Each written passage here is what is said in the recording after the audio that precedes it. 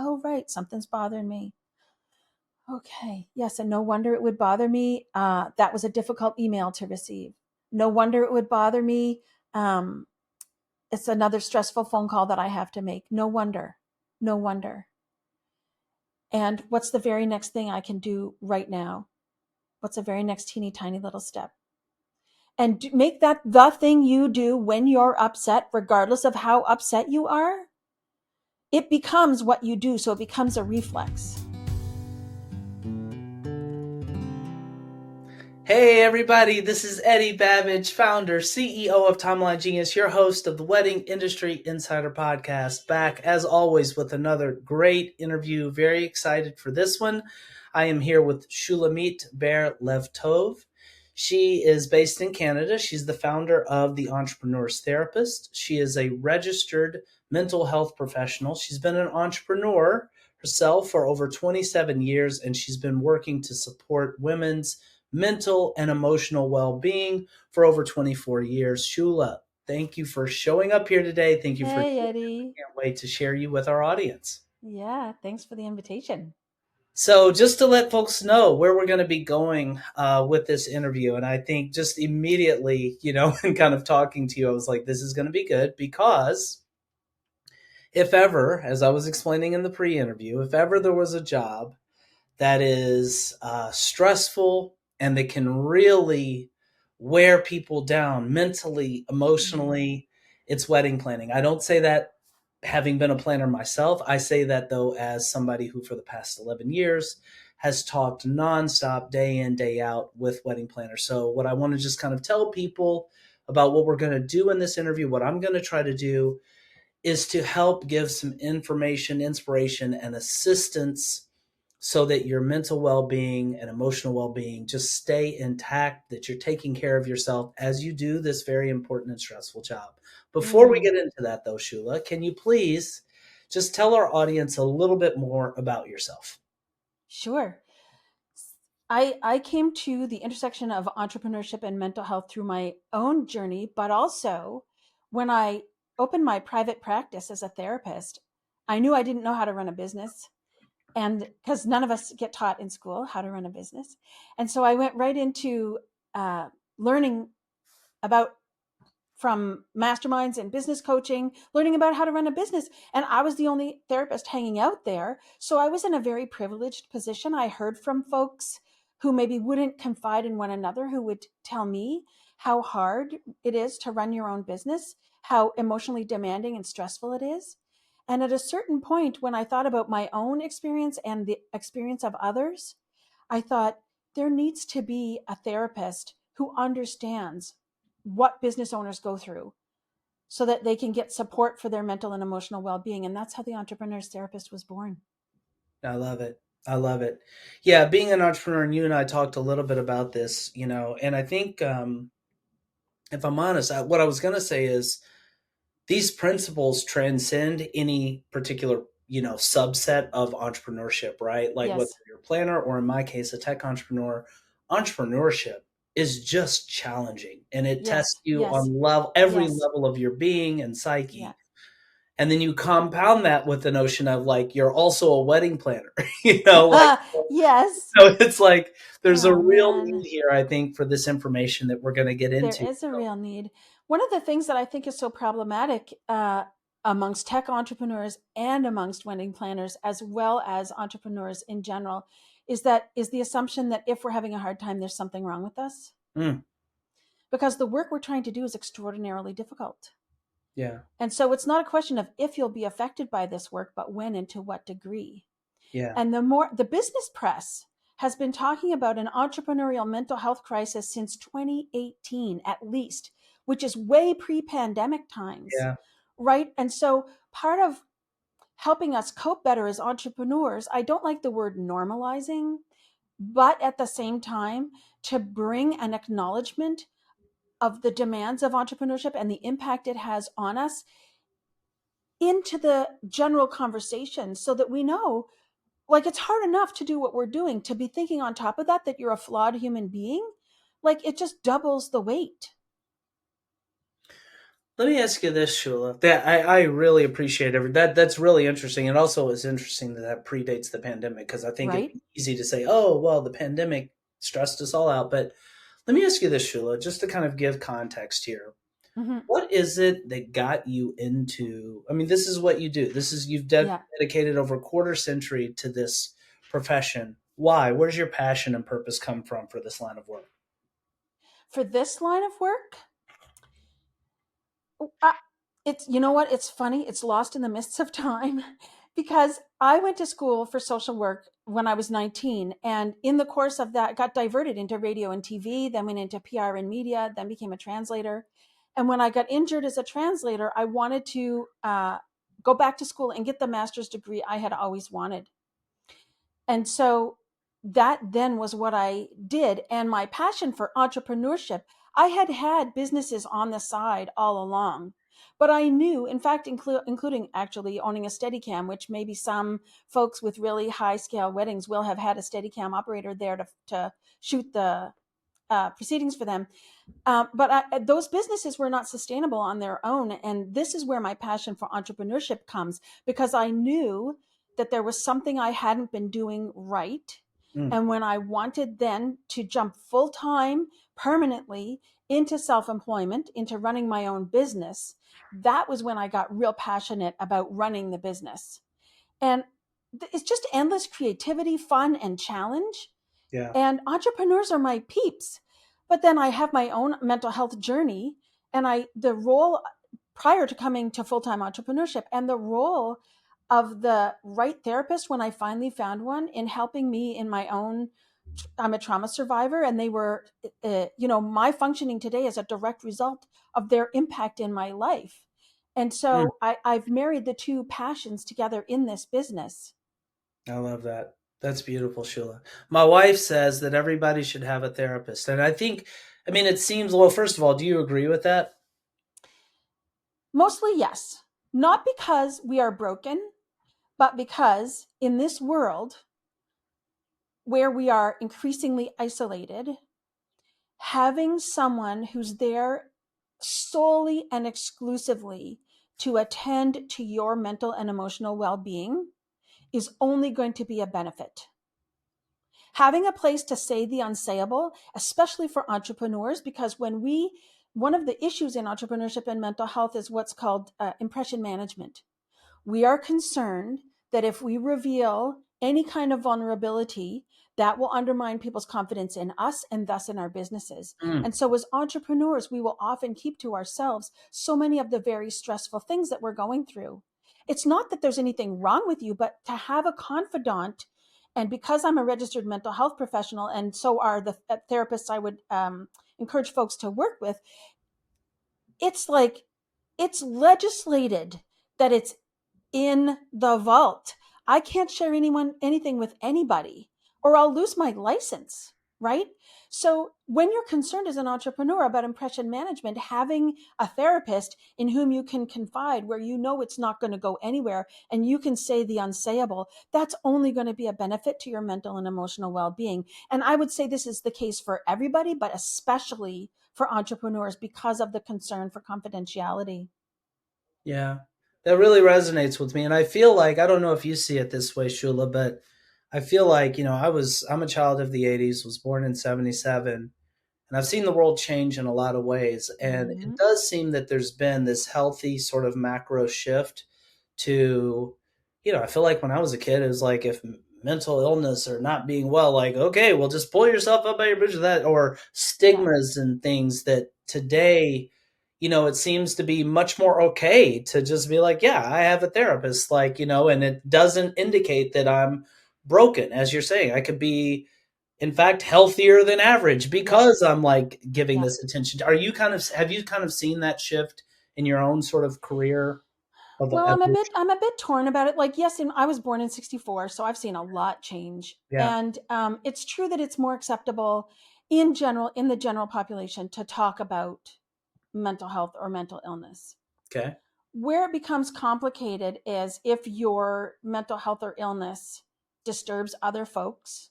Mm, If you're actually in need yourself and you approach someone, you may or may not get a supportive response. gotcha. And so it's definitely good that in general we talk about it more. There's Hmm. still a significant amount of stigma associated with folks who are actually experiencing challenges to their mental and emotional well-being. Yeah. And so you have to be really discerning about where you go for support. That said, there is much more support even in general than there used to be. That makes sense, Shula. Well, let's kind of get into the nitty gritty here of what I want to explore, Shula. So again, people listening to us, I know for a fact some multiple people listening right now are stressed, and Yeah, they're yeah. carrying like all the fears that go around along with being an entrepreneur, where you're like so much of that division between personal and business dissolves when you have your own business. It does. It's very easy to look up and be, having like it's hard to go to sleep because the mind is just churning on like so many things and preoccupations and responsibilities. Like I asked you this question in the pre-interview. I said, Mm-hmm. Shula, if we could talk about one thing here today to give as much value and impact as possible to people, what would that one thing be? And I'll kind of restate that question for you here. Sure. Where would Yeah. you take us to let us help people as much as possible Yeah. today? So you get a lot of eye rolling around the mental health in the entrepreneurship sphere, right? People are like, what's mental health even got to do with entrepreneurship? So I'll lay out my argument in this way. Risks are inherent in entrepreneurship. The way we mitigate risk and ensure growth in entrepreneurship is through a business plan. And that business plan has a financial plan, a marketing plan, a cash flow forecast, right? And if mental health challenges are one of the risks that are inherent in business, then we also need to have a mental health plan as an integral part of our business planning and processes. So, the how of that then is that we need to be familiar with how we are affected and what's affecting us. And so, just like you would in your business, where you know what your key performance, your lag and Yeah, lead indicators are for your yeah, business, you sure. need to know what your lead and lag indicators are for your mental and emotional well being. You need to check in with them on a regular basis and evaluate your KPIs for your mental health. And then, on the basis of that evaluation, you need to adjust your strategies as a result. And you lather, rinse, repeat, just like you do with your business plan. So, for many people who use the 12-week year or the 90-day type planning and they do a weekly review, you just, once you're familiar with your KPIs for your mental and emotional well being, you take 5 minutes to check in on those in the course of your weekly review. Then you do your monthly and quarterlies as usual, including that mental wellness aspect. I like that. Shula, as you're talking here, I want to say something that I think is going to be important to not have anybody sort of tune out what we're saying, because everybody right now, especially as we kind of get into the season here, there's a Oh, million yeah. things going and they're Yeah. like, okay, Yeah. I Yeah. got a lot of things that I should be doing, could be Yes. doing, would be Yes. doing, and I want to keep people's attention here, and I don't want them to think, oh, wait a minute, I'm not worried about like mental health issues, because in the way that we're traditionally kind of taught to think about them, like Yeah. bipolar or whatever the Yeah. specific Yeah. condition is, there may be a lot of people, and I don't want them to tune out what we're saying, because I think, Shula, and you correct me if I'm wrong, what I know is I may not hear day in day out that somebody is diagnosed with some psychosis or something like that. But what I can tell you is I do hear day in and day out is, Eddie, I'm really stressed. And Yes. Eddie, I got into this because I love planning weddings. But honestly, like the joy is being like just carved out of my soul, because like, I mean, I talked to somebody over the weekend and I could feel the stress, and she's like, this is my first wedding and everything's going wrong. And I was like, I'm here for you. Like, what can we say to those people, Shula? What can they do to nurture themselves and take Yes. care of themselves? Yeah. So, first of all, I want to say mental health and mental illness occurs across a spectrum. Okay. And stress in everyday life is a significant factor in mental, emotional, spiritual, psychological, physical well being, right? Hmm. So the very first thing that we can do for ourselves when we're noticing that we're stressed, and you'll see if you're watching the video, but otherwise I'll describe, that you can place your hand palm down on your chest area. Feel the gentle contact of your hand against your chest and go, oh, I'm stressed. Mm-hmm. I'm noticing I'm stressed. Yeah. Right? And I'm going to take a breath. Yeah. And of course, I'm stressed. Who wouldn't be stressed under these circumstances? There's absolutely nothing wrong with me. Yeah. And that little pause of acknowledging what's happening, taking the breath, and then validating for yourself, this matters to me. I care about this business. I care about this work. So, of course, I'm going to be stressed about the outcomes. There's absolutely nothing wrong with me, is going to give you that little sliver of headspace.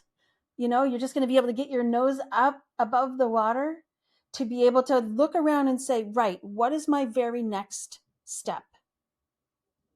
Maybe the shit has hit the fan, in something has happened, the flowers aren't coming, who knows what. And that little, like, I don't know, you can run the timer to see how long it took to do it. 30 seconds or less is not going to affect the problem solving. And in fact, it's going to enhance the problem solving, because when you take a moment to be with yourself, the brain stops directing energy towards survival, Mm. which is the freak out impulse, Mm-hmm. and brings it back to, oh, yes, I'm not going to die. There isn't a bear. I'm not going to get eaten. And what is the very next right step that I can take in this moment to address what's happening now? That's a mental health move right there. I love that, Shula. The other thought I had as you were talking, why I feel like this is so powerful for wedding planners in particular. It's not just that the job is inherently stressful, they're entrepreneurs and the planners, and thus susceptible to a lot more, I think, mental sort of stresses. Yeah. It's also that, again, I've been doing this podcast for years. We've had well over 100 episodes at this point. And I oftentimes ask not just planners, but other types of vendors, photographers, videographers, caterers, etc., what is like the number one attribute that in your eyes as XYZ vendor sets apart the amazing planners from the rest of the pack? And you know what they say, Shula? Time after time, Mm. people point to this intangible sense of presence Mm-hmm. where there's an energy that's not frenetic, it's calm and composed. And it doesn't mean that craziness isn't happening. It doesn't mean that the great planners don't have unexpected chaos. They do, but they're able to stay centered and calm, and that energy is infectious. Just like when somebody's really agitated, if they walk in a room, you can feel it. And I can feel Yeah. your calm energy from the very start. I actually came into this call like, oh my gosh, Shula, I'm sorry, I was running a little behind of this dev, and I'm just like, Yeah. there's an energy there, and I feel like it's so powerful. Like just that like pause that you talked about. If Mm. somebody can like convert that frenetic energy into one of like calm, Mm-hmm. like you're gonna think better, and you're gonna make everybody around you feel a little better Yes. too. Yes. It's called, there's actually a technical term for that. It's called emotional contagion. And it Interesting. can go either way. If somebody comes in freaking out, it's going to cause ripples in the room, and other people are going to start feeling. And if somebody comes in with some presence and a pause and a breath, Yeah. right, that's going to impact the others there too. I love that, Shula. Any other sort of, do you meditate on a side note? Oh, yes. Uh huh. Okay. Yeah, I've been practicing meditation myself since I was like 22, I guess, something like that, oh 01.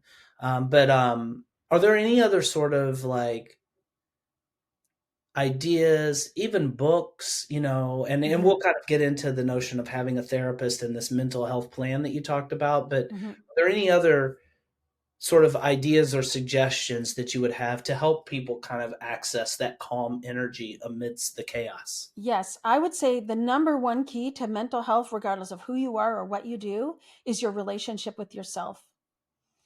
And in the research now, that's called self compassion. And this moment, this gentle moment of pause, acknowledge, and validate, that's a self compassionate moment. a relationship, a self-compassionate relationship with yourself. It's not shitting on yourself when you're having a bad time. That's self-compassion in a nutshell. Why is And the that so powerful? value, I'm sorry, go ahead, Shula. go ahead. No, you go ahead. No, I was going to say, why is self compassion so powerful? Well, it's the difference between a loving relationship with yourself and an abusive relationship with yourself. And anybody who's ever experienced that really intense inner critic and will recognize how poorly that makes them feel and how hard it makes to cope. And we were brought up in a society of reward and punishment. We're taught spare the rod and spoil the child. We believe that it's punishment that motivates us to do well.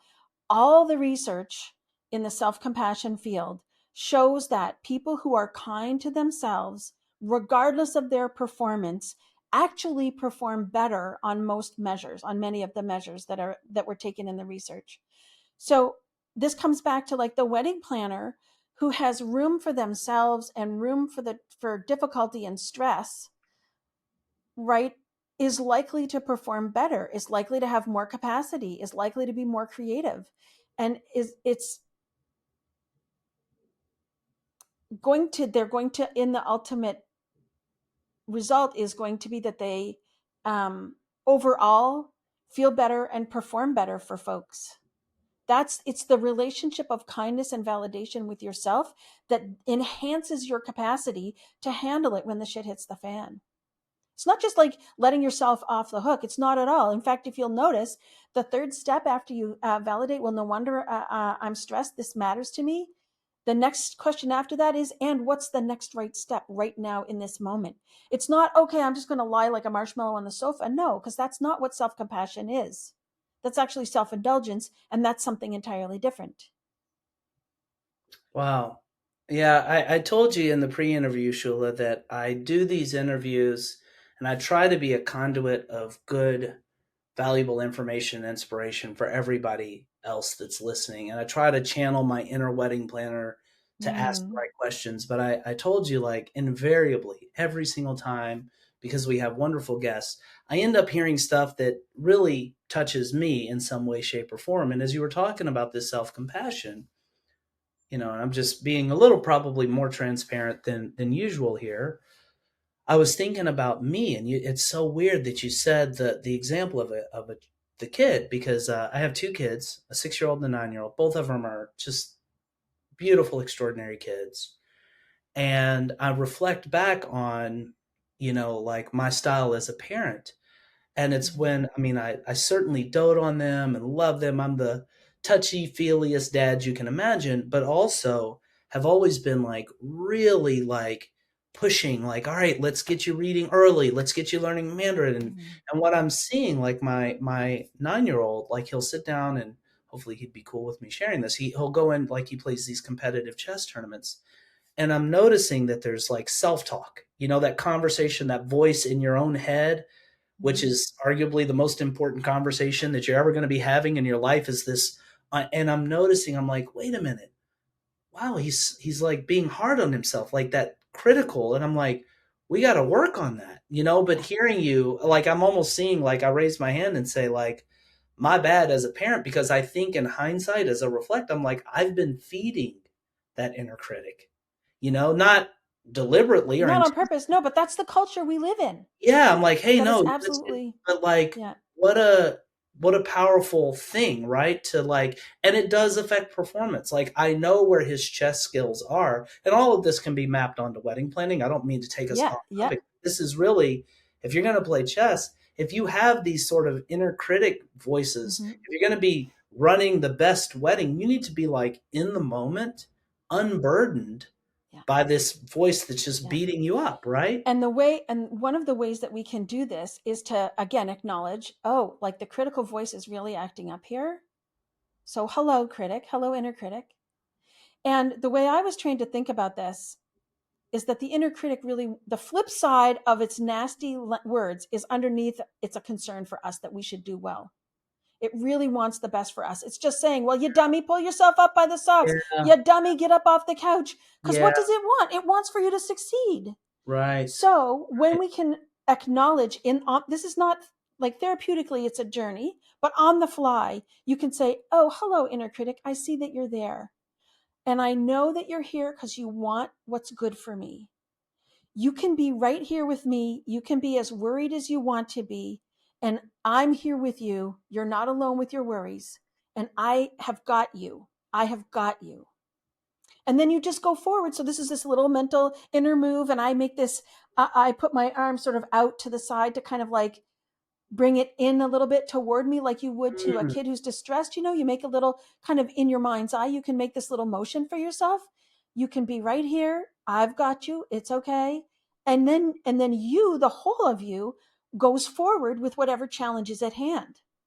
That's another self-compassionate move. You don't tell the inner critic to shut up, because I don't know about you, but if you've had kids, because our insides are a bit like kids, Yeah. when the kid wants your attention and you ignore it, what does it do? Yeah, it's just going to go louder and try to. Well, it kind of goes both ways. But it does the mind doesn't listen to direct commands like No, it stop doesn't. talking. Good Yeah. luck with that. No, it doesn't. Exactly. And it's kids the same. Dad, dad, Yeah. dad. And Yeah. if you Right. turn and say, honey, what's the matter? Right. They relax. So Yeah. you can turn to yourself and say, honey, I see you. It's all right. You're not alone with this. Shula, we just had this happen. My wife and I, we were trying to have a conversation yesterday. Air quotes around trying. There was some issue, and we're going. And my 6-year-old had been waiting all day for mommy to get back home so he could play. He's like, "Mom, mom, mom!" And finally, and it got louder. Exactly what you're saying. Finally, he takes both hands. He bangs on the radiator. He's like, "Mommy!" I was like, "Okay, we're done." Like it's like that's exactly what happens. Like they get more Yeah. and more insistent. Yep. Yep. And our insides are just like that. And if we turn toward them, they will relax, and then we can carry on. Yeah. Wow, that's beautiful. Yeah, and so how does one make this part of their daily MO, Shula? Because I think we all, it's easy to kind of talk about this in this calm, relaxed, like we're Yes. not Yes. stressed space, but like Yeah. when we're thrown into the fire, the tape loops that are already in there that we're so accustomed to having to start to play, they're going to take over. Like how do we make this just a part of how we move through the world? Mm. Practice. Yeah. And it becomes the thing. I would invite folks just to begin to use this little gesture of noticing, oh, I'm upset or something's bothering me. Like a 2, a 3, a 5 out of 10. Every time, just the little gesture. Oh, right, something's bothering me. Okay, yes, and no wonder it would bother me. That was a difficult email to receive. No wonder it would bother me. Um, it's another stressful phone call that I have to make. No wonder. No wonder. And what's the very next thing I can do right now? What's the very next teeny tiny little step? And make that the thing you do when you're upset, regardless of how upset you are. It becomes what you do. So it becomes a reflex. You started speaking to this a little bit, Shula, but the difference between self indulgence and self compassion, what I'm trying to kind of reconcile here, and I think I already see it, I just want to kind of flesh it out a little bit Yeah, here, is for those people like myself, and I'm sure a number of people listening who are like, I hold myself to high standards, right? sure. Of course you do. That's how I've Absolutely. gotten where I've gotten in life. In Yeah. every major accomplishment that I had, I've gotten because like I'm not going to take my mind's BS, right? Like I'm like, no, like I was supposed to work out today, like and if I don't, I'm not going to sugarcoat it. No, I didn't. I dropped the ball and I'm going to do better. Like how do you maintain if you're somebody that kind of has that sort of orientation to the world of like I want to hold myself accountable. I want to be that overachiever, but also in parallel practice self compassion. Yeah. Well, my question to the listener would be, do you want to feel like shit or do you want to feel good? I think That's be the difference. And the difference is that a person who feels good, who has a good relationship with themselves, is going to be the performer. yeah. And they're going to feel okay about themselves. They're going to have okay relationship with themselves. They're versus The person who performs and who's yelling at themselves all the time, sure, they're going to perform, but they're going to feel shitty all the time. They're going Yeah. to feel like less than. They're going to have an adversarial relationship with themselves. Not to put too fine a point on it, it's really abuse. If you lived with somebody who spoke to you like that, a spouse or a parent who spoke to you like that, that would be an abusive relationship. And we know that that kind of abuse, psychological abuse and harm, increases all the markers for like heart attack and stroke and all that stuff. And we do it to ourselves. It doesn't, and again, I would encourage people to look at the self-compassion research and look at the outcomes, the performance research, because you can perform and still feel okay about yourself. It's not the feeling shitty that's getting you where you went. It's your get up and go that did it. And I think if you're a person who has a get up and go, you're going to get up and go. As a wedding planner, you know how important it is to create detailed wedding day timelines for your events. But creating your timelines can be a tedious and time-consuming job. Until now. Because Timeline Genius lets you create beautiful, detailed wedding day timelines with ease. And it keeps everything you need on the wedding day in one central place. Here's how it works. First, Timeline Genius saves all your clients, vendors, and venues in your Rolodex, so you don't lose time looking for their information. And when you're ready to create a new timeline, you simply enter the key information for your wedding. Click a button, and voila! Timeline Genius magically gives you a customized timeline for your event, where all the details are laid out and the times are calculated for you. From there, you can easily edit your timeline by adding or deleting items, inserting images, changing font styles, and customizing everything to your liking. You can also instantly shift the times for as many items as you want. And when it comes to your clients and vendors, Timeline Genius lets you give them the highest level of service. You can send them tailored timelines, showing only the items they're involved in.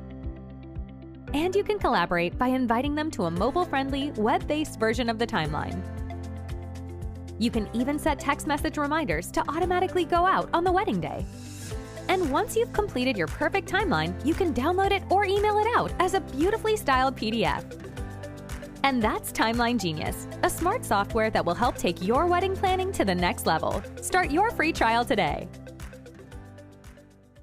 Why is it, Shula? I love that distinction, by the way. Why is it, Shula, that I think there are people who are so kind and almost too kind, like people-pleasing degree of kind Yes, to yes. others, who will beat themselves up in a way they would never begin to say the things that they say to themselves to others. And maybe we're all a little this way to varying degrees, but like Yes.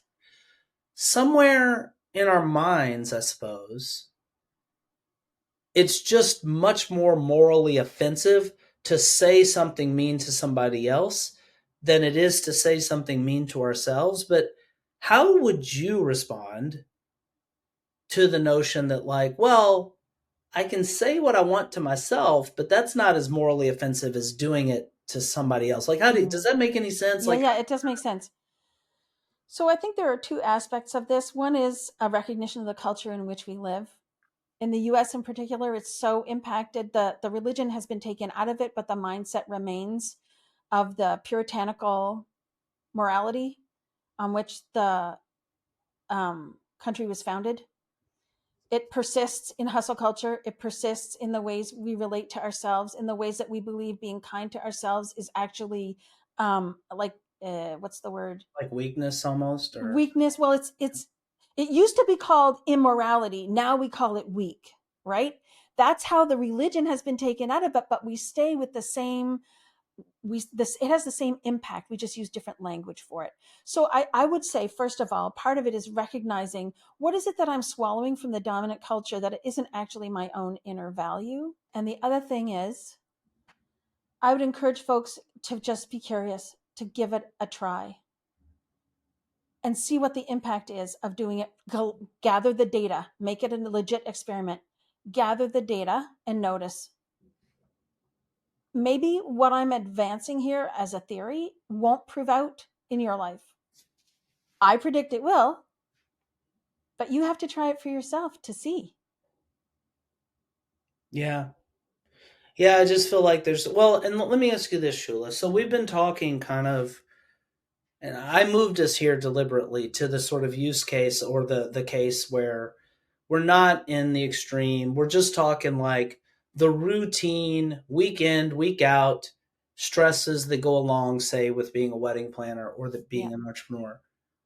But I do want to also speak to some of the more extreme cases, right? What do you say, Shula, to somebody who, maybe due to an accumulation of stress over time, or maybe Yeah. due to just some, I just got gut punched by life, event, for whatever reason, they really are getting more into that, like, I'm in real distress here. Like, it might be hard for me to get out of bed Yeah. tomorrow, or I'm not sleeping anymore, Shula. Like, what do you say to that person? When do they know, for example, that it's time to reach out and see somebody about this? Like, do you have any advice for that person that hits Yeah. the real pothole? So first of all, I would say there's nothing wrong with you.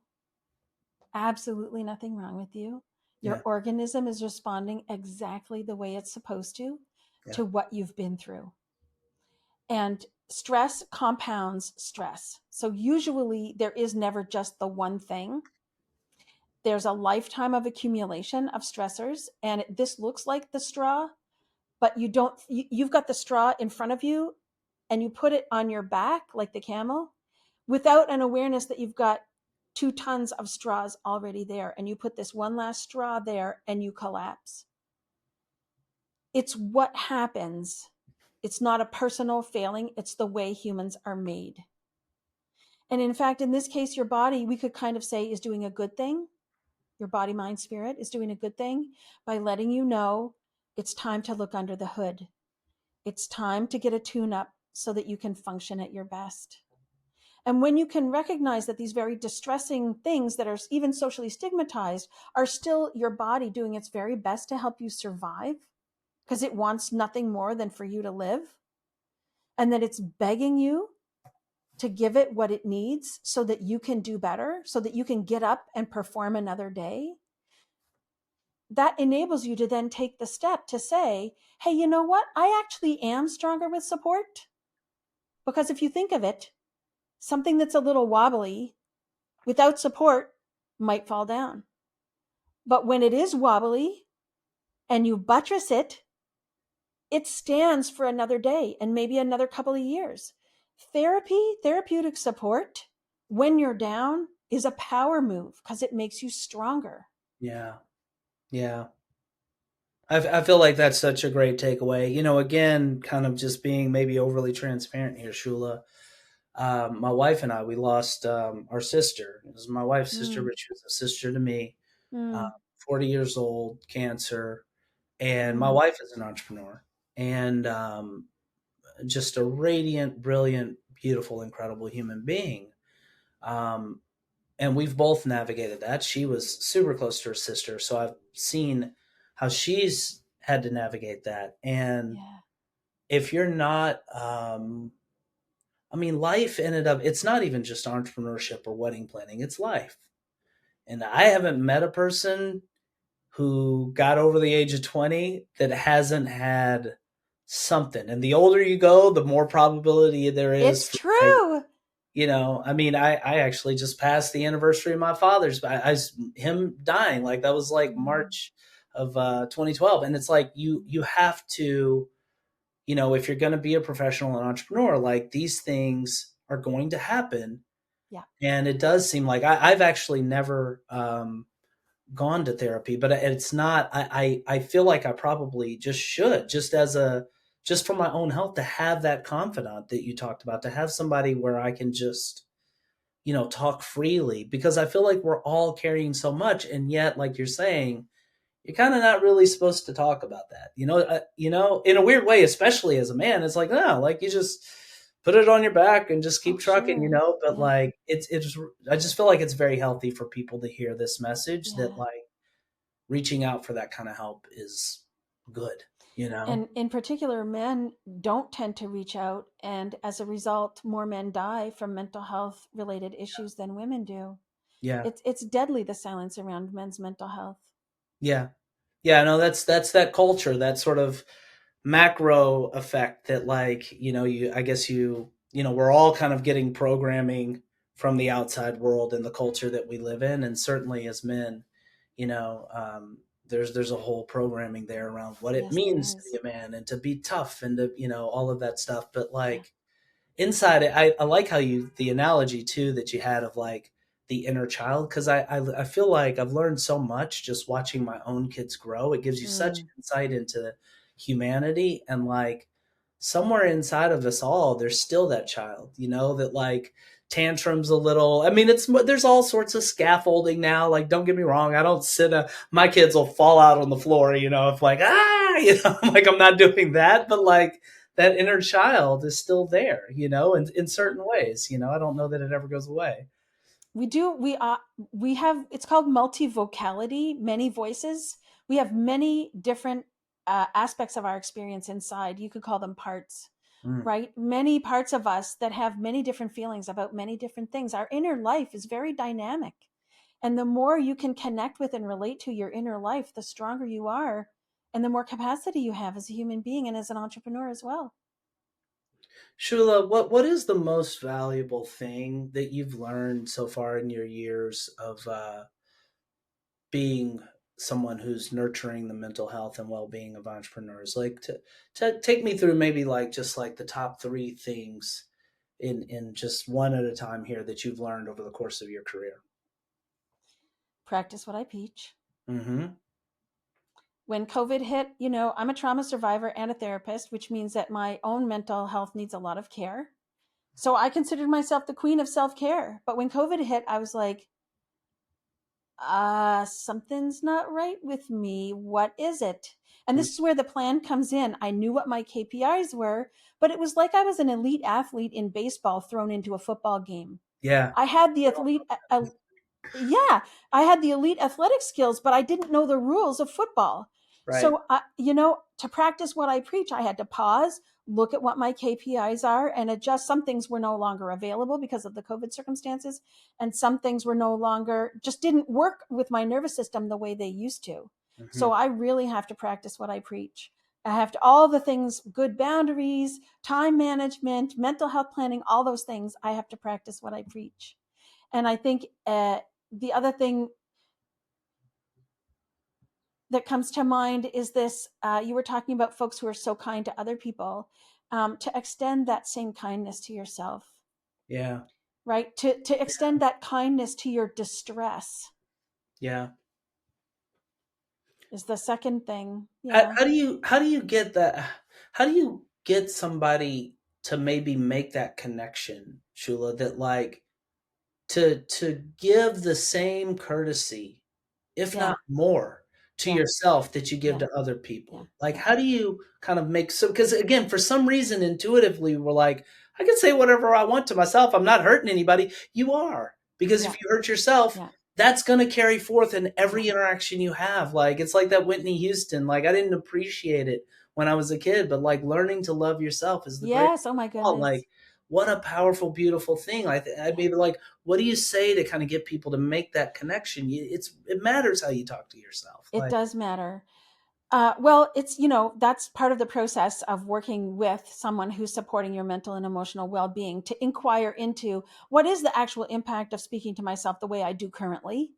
Do I want to change that? And if so, what do I want to do differently? It's a data gathering exercise, but ultimately it's a choice. It really, caring for your mental and emotional well being, because it is still not in the mainstream, just like entrepreneurship, when you take the choice, everybody else goes, ooh, that's too much risk. You need a paycheck. You need a pension. You need a health benefits. And you made a choice to say, listen, that's what the dominant culture says, but I want to be my own boss. I have a vision. I want to realize it. I'm making the choice in favor of that, regardless of what everybody else says. Your mental and emotional well being as a priority is a choice just like that, to fly in the face of the dominant culture and say, no, actually, I'm choosing to believe the data that says that when people care for their mental and emotional well-being, they perform better. And then you have to continue to make that choice every day, just like in your business. As an entrepreneur, you make that choice to address risk joyfully with a plan and with support, regardless of the fact that everybody says you're nuts to do it. Same with your mental health on a regular, everyday basis, making that choice to make it a priority. It's actually, and as a result of that, you'll experience the impact, but it starts with you either choose to do it or you choose to dismiss it. Ultimately, that's how it goes. I love that, Shula. It's funny. I think the older I've gotten and the further I've gotten in my sort of career, Timeline Genius is my third company. And quick off little plug here. I usually do a longer one. I'm not going to, but for this one, I just want to say, if you're stressed, you don't have to worry about your wedding day timelines. Go to timelinegenius.com. Start a free trial. I can't resist mention that again because I Well, know how stressful it is being a planner. We've got a tool that can lighten your load.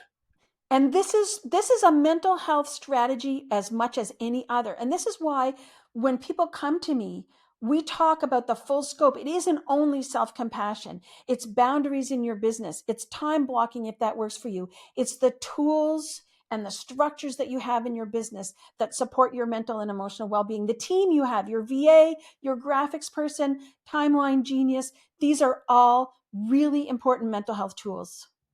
I love that. And where my mind was kind of going, Shula, is that, over the course of my career and life, I've become much more sort of instead of seeing like profession on the top, I see me and my life purpose and well-being as the top and the profession just kind of being a subsidiary of that, right? So like the pursuit of profession, I feel like should be in service of these greater things, Yes. not at the expense of things like your mental well-being. And I just feel like that perspective shift for me personally as an entrepreneur is often it's helpful.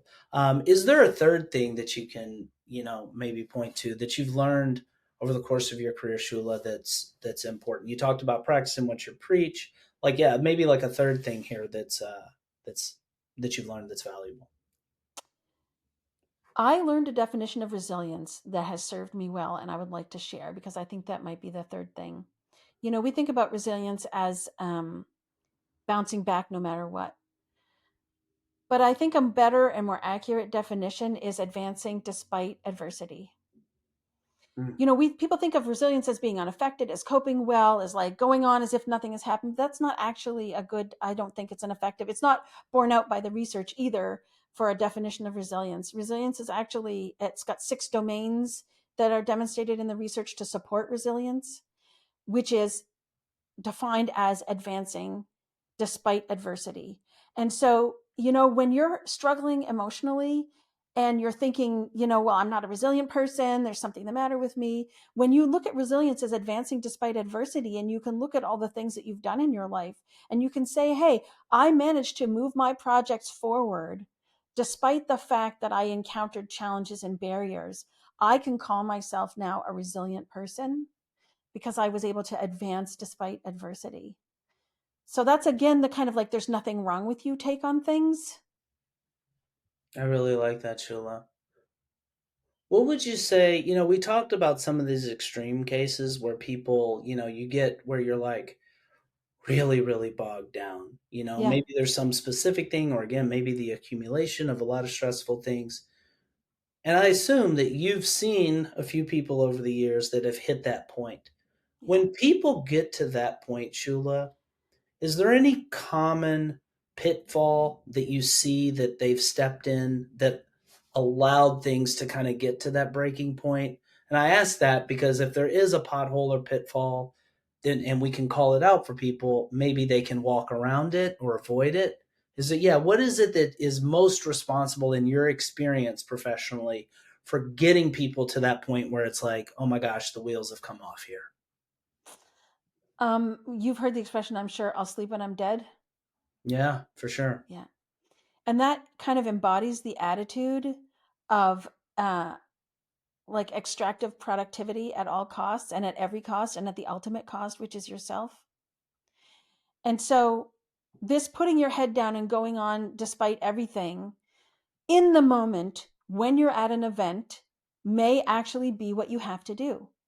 But there are times between events, and I would advance that folks should consider very strongly organizing their business and their lives so that there is this time, because stress is not the problem. What's the problem is constant chronic stress with no rest and digest phase in between.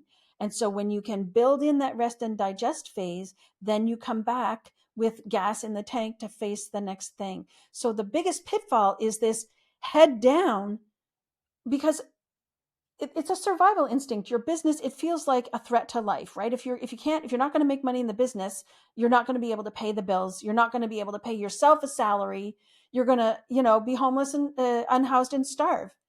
So of course your nervous system is going to be activated in a survival mode that leads you to just, to use a phrase, soldier on. And again, there are appropriate reasons for having those thoughts and feelings. And there are times when it's appropriate to put your head down and keep going in the short term. But that's a short-term strategy. And the pitfall is when that becomes your long-term strategy, then you end up in trouble. That's a great point, Shula. And it's funny, it's something that I, just as a student of entrepreneur, like I've known since I was a kid, I wanted to be an entrepreneur. My parents were entrepreneurs, my grandfather.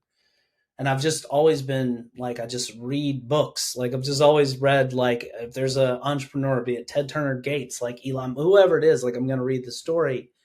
And there's this kind of tension between, you hear about people like Michael Jordan or whatever, like they went hard, like Bill Gates went hard, like, but this other sort of line has, especially as I've gotten older, it's like, and I wouldn't have accomplished what I've accomplished if I didn't work really hard and push myself past sometimes Yes. like a comfort zone. But I feel like at this age, I've become a lot more sensitive to the notion that, like, no, you know what's cool? Getting your sleep, because your decisions that you're going to make are going to be better, and your life is the result of these decisions. And that energy that we talked about, if you're not rested, I don't know about you, but like you're crabby and you're putting that negative energy out in all of your interactions. So there's some balance, right, that has to be struck there, right? Because you don't want to just like be slacking, but if you go too far with it, then you're just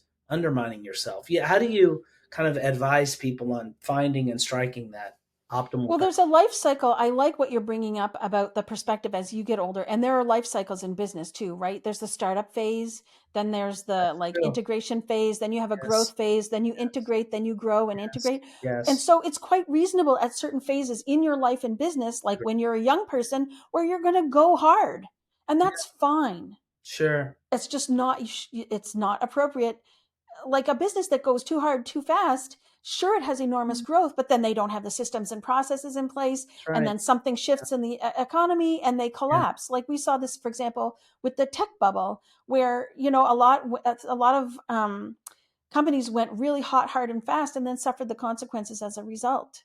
So it is appropriate to be that way at certain times, but then at certain times, to step back and take a look and see what would support me, what is appropriate for this phase of my personal life and my business, the phase of my business, yes. right? And make your choices in that context.